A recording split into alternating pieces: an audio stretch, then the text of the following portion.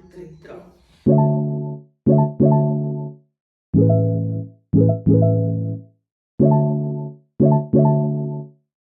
Boys and girls, ladies and gentlemen, welcome to our YouTube channel. Welcome to Straight Talk. My name is Ashlyn. And my name is Shenise. And guys, before we do anything, we just want to start by saying thank you so much for the views, for the likes, the comments. Well, not comments yet, but I believe we're going to get there. Thank you so much, guys, for the support on our previous videos. Please don't forget to like, comment, and subscribe on this one. And please leave a comment down below, just even if it's a heart or just something to show us that you're on the journey with us. Or you can comment down below, tell us what your favorite part of the video was. Or you can comment and give us suggestions for our next video. Yes, so now that you know more about myself and Ashlyn and our upbringings, we will be tackling more into different topics as women, as sisters. So comment below if you want us to tackle a specific topic that you would like us to talk about. We are sisters, we are in a circle. So yes, we would like to hear from you. And today, I think we're in the conversation together. Yes. So with that being said, guys, today we're going to be talking about effective communication. And to start the topic off, I just want to read the definition of effective communication. Hectic. Okay, so here it says, effective communication is when a message is conveyed in a way that both recipients understand. So it's basically communicating in a way where both people are on the same page and everybody is understanding what is being communicated. So that is the definition for effective communication. Yes. So I think that is a very critical topic that we can tackle on, because nowadays in this day and age, communication is the key. No communication, nothing gets done. So as sisters, as women, as mothers, I think communication is the top priority. Yes. And in order to build any relationship, I think you do need effective communication. Because if the communication fails, then obviously it won't have, there won't be a common understanding. Both parties won't understand what is being said. And I think for women, it's so important for us to learn the skill of effective communication, because from a young age, our voices are basically silenced and suppressed, because we grow up hearing a lady or a girl must be seen and not heard. Yes. And oftentimes you are also raised in a community where a woman's voice is not valued. Yeah. So you don't communicate as much as you should, or you refrain from sharing your thoughts and ideas. And that's what I just wanted to say. As women, we tend to shield, or we tend to hold back, because you're scared of what the next person would say. Is what I want to say value? Is what I want to say something that someone wants to hear? And let's get it right. Some of us have things to say as women, but we're too scared of what the next person will say. So we tend up keeping quiet, and that brings us to depression. That brings us to so many things as women, because we don't want to say what we want to say. And I think one of the reasons we also started this channel is because we felt like we have so much to say about different topics, and we wanted to start this by also just sharing our opinions and views, because this is something that's going to give us freedom of speech, something that's going to give us the independence to say what is on our hearts and what we mean. And oftentimes, like you just said, people think about what is others going to say. Let me not stir the pot, let me not say this. Or, people are oftentimes very scared to share their opinions. And as much as effective communication is important, there's also things that you need to consider. Yes, very important, because although we do come up, like myself, for instance, sometimes I would come up very crushed, because I want to say what I want to say, but sometimes it's also where you're saying what you're saying. So more effective communication is important, but it's how you say it and when you say it as women, because we are called emotional beings. And with that, it leads us to what we are saying, and when we are saying, and sometimes we get misinterpreted or misheard. Or misunderstood. Yes.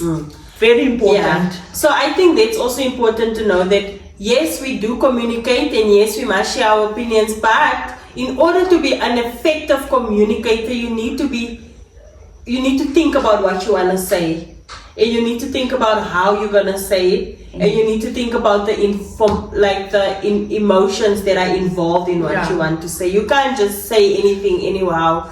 And I think for me, I really had to learn that the hard way, because I'm the type of person, when I feel something, or if I have an opinion, or if I feel like I need to correct you, or I'll often just say it or communicate it. In my mind, I thought effective communication was saying something in the moment, not harboring what you're feeling.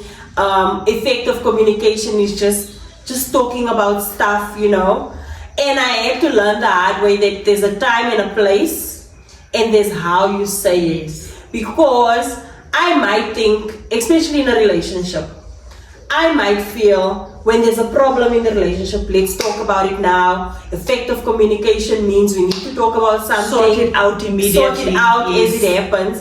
But that's not always the case, because the person that you're communicating with must be in a position to receive what you are saying. Yes. And if you are not open to receiving what I'm saying, then there's not going to be a common ground. On that point that you were saying, I also had to learn it the hard way. My husband always used to say, when in an argument, we rather keep quiet and give each other space. And I was also that person that wanted to, if you have a problem, tell me now. Let's sort it out now. But then he would say, no, I'm not that type of person. When I'm angry, I want to cool off before I can let you know what I want to say. So I had to learn that also, to say effective communication is when you're on the same page. So it doesn't mean you must be high, he must be high. You won't get anything done in that heated moment. So give each other that space, give each other that time to think about what you say, because we also tend to say something when you're angry and not mean it in 2 minutes. And I think another thing that is important to consider, when you're having effective communication, there must be listening skills involved. Yes. So you must be able to give the person a hearing, and you must be able to communicate with someone that is willing to listen to what you have to say. Yes. Because we won't understand, or there won't be a common ground, or the communication won't be effective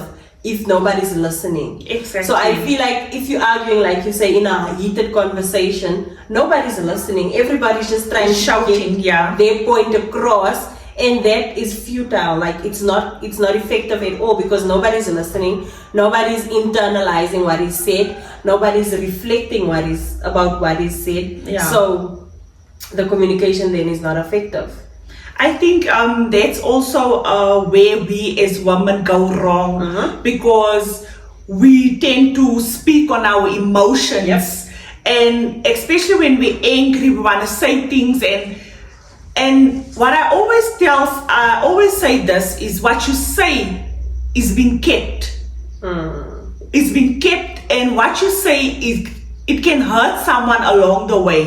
We did a study once, and we asked this question: let us know one thing that was said during your childhood that is still hurting you now, and you won't believe it's the things, things that were said to people that they carried for 20 years, 10 years, 15 years, and that person that said it to you forgot about it long time ago. So it's so easy for you to say something and forget about it, but the person receiving that thing is another story. And guys, I think one thing that is important about what our aim is and what the channel is about is building relationship.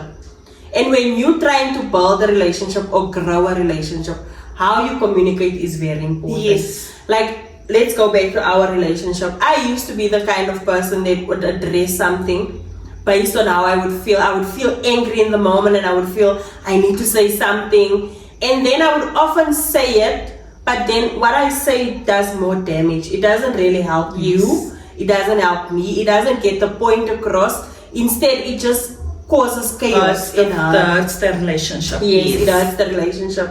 And I had to learn that, like, even now, to the point where if I communicate with someone, whether I'm angry, whether I'm happy, whether I want to send a birthday message, I always make sure that I get someone else's opinion. It's gotten bad, but it's fine. It's because I'm learning. So I would say something, and I would always ask my husband, does this sound right? Yeah. If you're reading this, or because we are in the day and age, guys, where we often text, we don't communicate verbally anymore. Yes. So your message doesn't come across the way you intend it to. And people can see your emotion on a simple text. Yeah. So I would often ask him, this is what I'm trying to say, and this is how I feel. Does it come across that way? Okay. Like, I would say, let's say it's a birthday message, and I'm saying stuff about you, like, you know how we often say, I pray that you accomplish more dreams. And, for some people, the way you say it might be like condescending in a way. Yeah. Like, are you now saying that, I'm not accomplishing things, or you know? So I always ask him, like, just read this message and let me know. Even with work emails, like when I need to send a serious email, I often ask him, just check if my tone and stuff comes across the way I intend it to come across. Yeah. Because the person on the other side might not know where you come from. Especially when the person on the other side is in her own feelings. You understand? Because I might have a bad day. Yeah. And here this text come. You're not intending to sound that way. But because of my day, I interpret it totally wrong. And that can create a very big fight. It can create very big conflict, Yeah. So I think another important thing for effective communication is just to consider how you are presenting the message. Yes. Even when you do a face-to-face communication, sometimes our facial expressions speaks more than the words that we say. Because I might be saying, oh wow, you look so nice, but I have this look on my face like, oh. Yes. And I'm not aware of it because obviously I can't see my face. And now you're receiving it in a different way. Or your body language also. Exactly. And the reason why I'm laughing is because my husband always tells me that you can't hide your emotions.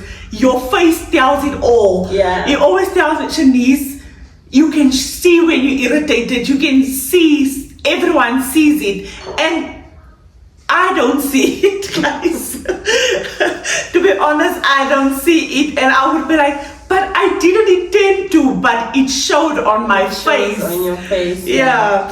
So I think for now we've said in order to communicate effectively, we need to make sure that we pay attention to how we are saying it. Yes. Okay. So how we are saying it is very important. We need to make sure that the person that we are saying it is in the position to receive. So there must be a listening that takes place, and there must be give and take. Like, it must be a conversation that flows. You must say something and that person must say. It mustn't be a situation where you're just saying one-sided, and you're not receiving what the other person is trying to communicate. Yes. The next thing that we said is important is the tone and the register. Your body language, your facial expression, the exclamation marks you use when you're typing, the emojis when you use when you're typing. All of those things are important to make sure that you are communicating in a way that that person understands and receives the information. Exactly. Yes. Another thing that is very important, that is key to communication, goes hand in hand with your tone, is emotional intelligence.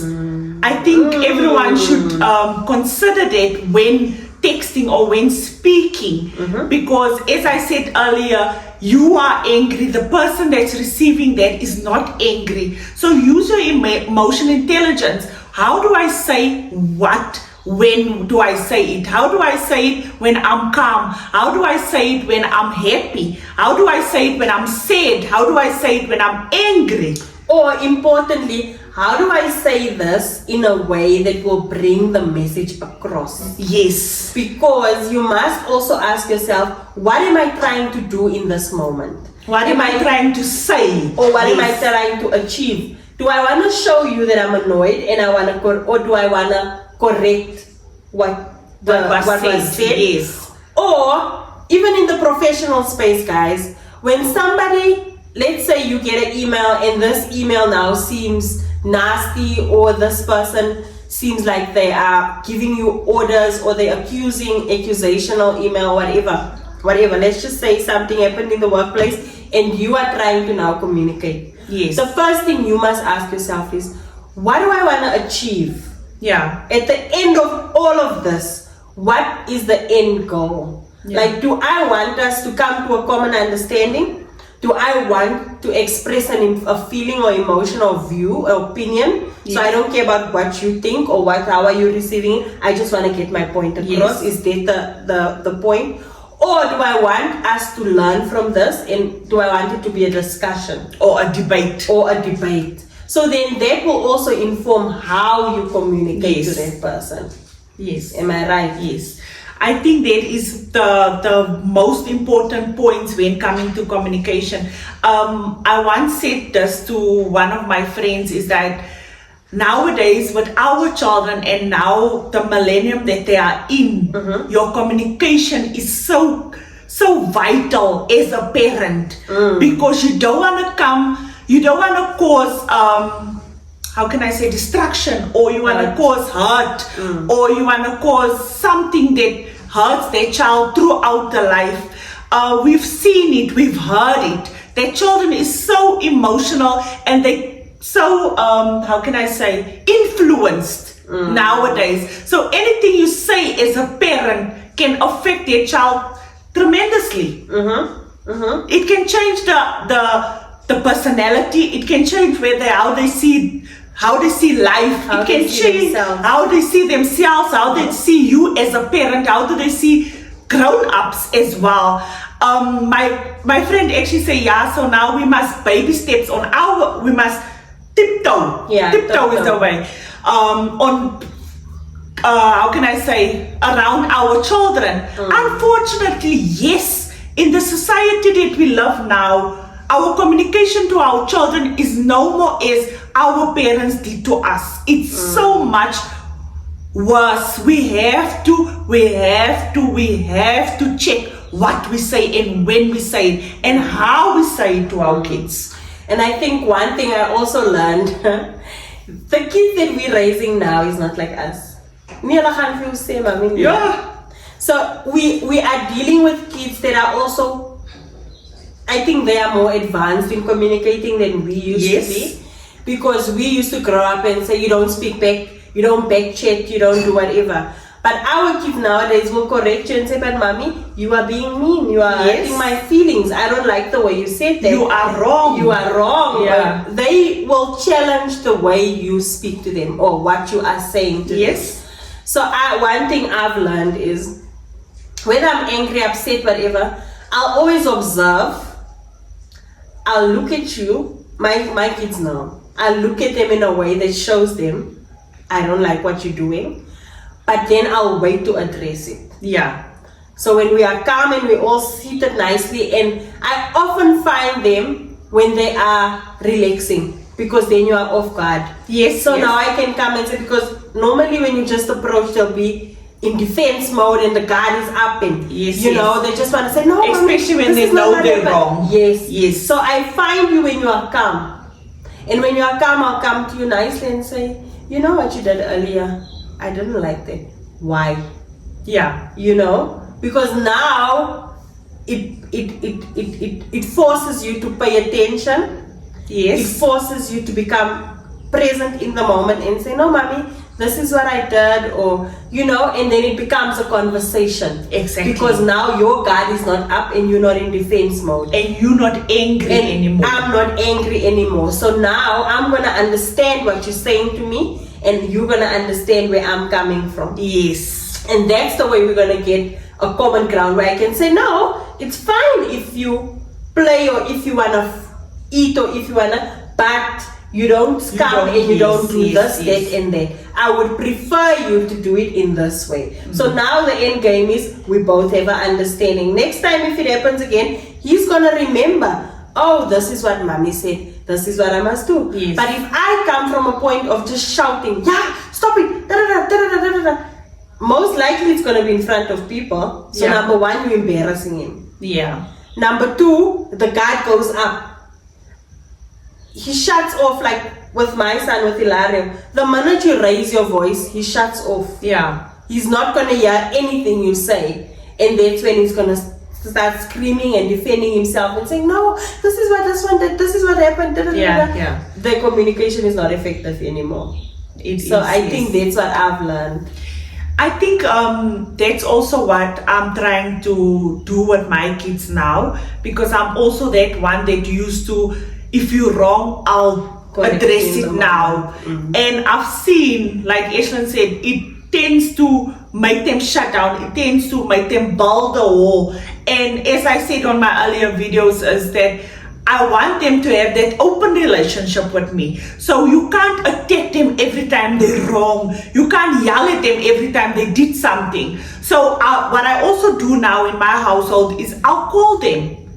After it's done, after I saw it, they know they did wrong, but I'll call them aside and I'm like, do you know why I'm calling you? You know, I would tell them, you know what you did wrong. And most of the time they will know that they did something wrong. But that's where, like you said, that's when the communication starts. That's when the conversation starts, to why they did it. And then I can tell them why not to do it again. Yeah. Because you'll find when you do that, you get an understanding of where they're coming from, because this is my thinking. Oh no, mommy, I was just thinking I'm gonna do this. Like, oh, okay. Yeah. So now you understand like how they also perceive things and how they also react to things. And you're like, okay.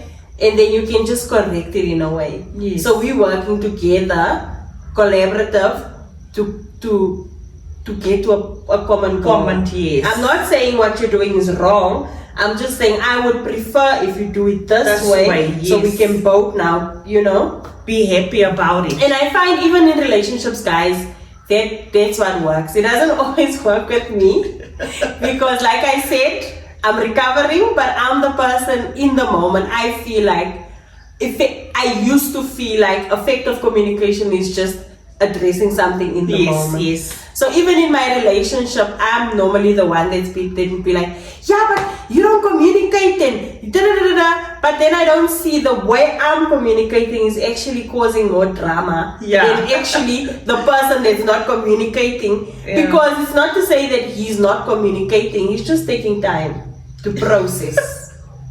And that's the hard part. The taking time part is the part that I don't really The processing part.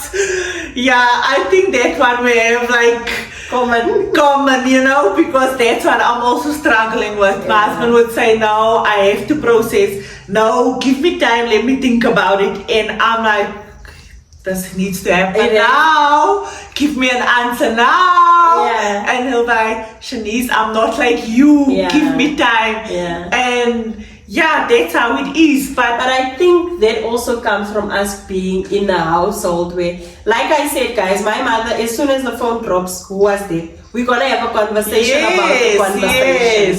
So we used to talking about things as it happens. Like something will happen now, we're gonna talk about it, there's a discussion happening, and that's how we are. Exactly. If I don't like something, we're gonna communicate about it now, and I think that's just how we grew up. Yeah. And now we have partners that needs to process. Exactly. And it's a learning curve, guys. Believe me, it's a learning curve. But I'm trying definitely to meet it halfway, because I see his point as well. And as we said, effective communication, you need both parties to be there and for it to have a real impact, if I may say that way. Even in outside lives, like with our family, friends, church people. You have to have that effective communication if you want to be heard as a woman. You cannot just say anything. You cannot just say how you want to say things. You have to have a valid point. because it's gonna get shut down and people are gonna Immediately. say, she's just in her feelings, or Yes. oh, she doesn't mean what she's saying. How often have you heard where you trying to make a point about this is how I feel, and then someone says, oh no, shame, she doesn't really mean what she's saying.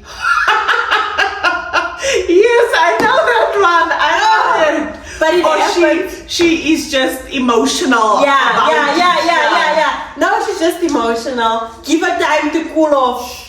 But that's because as women, we often communicate from a point of anger or a point of emotion. Yes. That's why emotional intelligence to how you want something to go across is very important. Especially we as women, if you want to be heard, you need to know when to say it, how to say it. You need to know how you're communicating. And believe me, on the journey that I am, it was tough to make our point heard. So we need to know when to say what, to make it effective, to make people hear us. I think that is very crucial as women, because we want to be heard, we want to give our point of views, but it's how we say things, especially in a male-dominant country. Yeah, guys, so another thing that is important when you want to communicate effectively is to pay attention to the audience that you are communicating to. Who am I saying this to?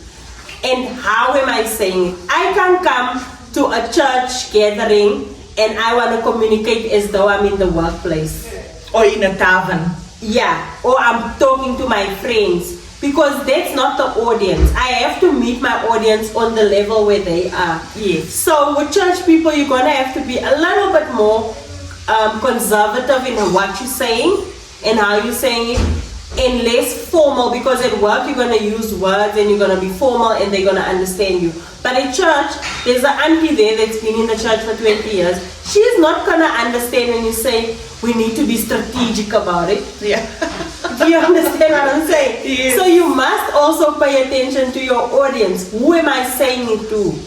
And a hard thing for all of us is, once you've communicated your ideas, your feelings, your thoughts, in order for the communication to be effective, you need to also be able to receive feedback. And that's the hard part, receiving the feedback. That's the hard part. Uh-huh. Especially when the feedback is not what you want to hear. Yeah? That can be very not nice. But you need to be honest. Yes. Effective communication doesn't happen when there's no feedback coming back. And when there's no honesty. And when there's no honesty. Because then why communicate? What's the point? Why have that your point or your ideas given if you don't receive the feedback? Whether it is bad, whether it's good, whether it's just, something needs to happen, something needs to be said. And I think that is something that most of women can't deal with yet. Yeah. Because of, yes. We wanna bring our point across and we wanna be right also. Yes. We always wanna be right. Yeah. So guys, with that being said, let us know if you are an effective communicator, or what part of being an effective communicator are you struggling with? Yes. Are you struggling to receive feedback? Are you struggling to adapt to the audience that you're talking to? Yes. Are you struggling to listen and receive what is being said? Or are you maybe struggling with Emotional intelligence. with controlling your emotions, Yes. with what you are saying? Let us know down below what part of emotional or effective communication you are struggling with, or let us know if you think you are an effective communicator. Give us tips down below on how we can improve. Yes. As you heard, what are we battling with still? As you heard, what our views is, we would love to hear from you what it is. And if you can, give us a scenario where you had to use effective communication. That will be awesome to hear your side, whether it's in your relationship, whether it's with your kids, whether it's at work, whether it's wherever. Give us a scenario and then we'll check it out. Yeah, because like we're saying, guys, this is a conversation, not just between the two of us, but between all of us that are watching. You guys need to engage with us, and so we can also know what your thoughts and views are on the topic that we are addressing. But with that being said, hope you enjoyed this video. until